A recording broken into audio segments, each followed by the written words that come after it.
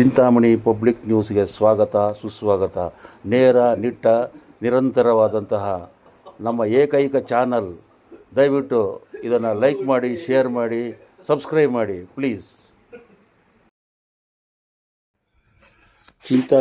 ಆಜಾದ್ ಚೌಕವು ಚಿಂತಾಮಣಿ ನಗರದ ಹೃದಯ ಭಾಗದಲ್ಲಿನ ಸ್ವಾತಂತ್ರ್ಯದ 1947ರಲ್ಲಿ ಪ್ರಥಮವಾಗಿ ತಾಲೂಕಿನಲ್ಲಿ ಬಾವುಟ ಹಾರಿಸಿದ್ದು, ಸ್ವತಂತ್ರದ ಭಾರತ ಮಾತೆಯ ಜಯಘೋಷಣೆ ಕೂಗಿದ್ದು ಇದೇ ಸ್ಥಳದಲ್ಲಿ.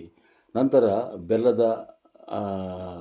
ಬೆಲ್ಲದ ಬಂಡಿಗಳು ಮತ್ತು ಬಂಡೆಕಲ್ಲುಗಳ ಗಾಡಿಗಳು, ಅಂದರೆ ಎತ್ತಿನ ಗಾಡಿಗಳು ಈ ಸ್ಥಳದಲ್ಲಿ ನಿಲ್ಲಿಸಿ ಮಾರಾಟ ಮಾಡುತ್ತಿದ್ದರು.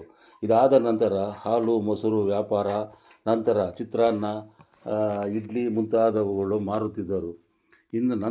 ಇದಾದ ನಂತರ ರಾಜಕೀಯ ಭಾಷಣಕ್ಕೆ ಸೀಮಿತವಾಗಿದ್ದ ಇಂಥ ಆಜಾದ್ ಚೌಕು ಇಂದು ಎಲ್ಲ ಮಾಯವಾಗಿದೆ. ಹೌದು, ಜ್ಞಾಪಕಕ್ಕೆ ಮಾತ್ರ ಇಂದು ಕಾಣುತ್ತಿದೆ. ಇಂದಿನ ವಿದ್ಯುತ್ ದೀಪಗಳಿಂದ ಡೂಮ್ಲೈಟ್ ಜಾಗದಲ್ಲಿ ಹೊಸ ವಿನ್ಯಾಸದ ದೀಪಗಳು, LED ದೊಡ್ಡ TV ಕಂಗೊಳಿಸುತ್ತಿದ್ದು, ಹುಡುಗರು ತಮ್ಮ ಮೊಬೈಲ್ಗಳಲ್ಲಿ ಕ್ಲಿಕ್ಕಿಸುತ್ತಿರುವ ದೃಶ್ಯಗಳನ್ನು ನಾವು ನೋಡಬಹುದಾಗಿದೆ. TVಯನ್ನು ಕ್ರಿಕೆಟ್ ವೀಕ್ಷಣೆ ಮಾಡುತ್ತಿದ್ದರು, ಹರ್ಷದಿಂದ ನೋಡುತ್ತಿದ್ದರು. ಇಲ್ಲಿ ಗಲೀಜು ಮಾಡದೆ ತಿಂಡಿಗಳನ್ನು ಮಾರಲು ಮುನ್ಸಿಪಾಲಿಟಿಯವರು ಅಧಿಕೃತ ಜ್ಞಾಪನಾ ಪತ್ರ ಹೊರಡಿಸಿ ಸೂಕ್ತ ತಿಳುವಳಿಕೆ ಕೊಡಲು ನಮ್ಮ ಚಿಂತಾಮಣಿಯ ಪಬ್ಲಿಕ್ ನ್ಯೂಸ್ ಕಳಕಳಿಯಿಂದ ಕೋರಿದೆ.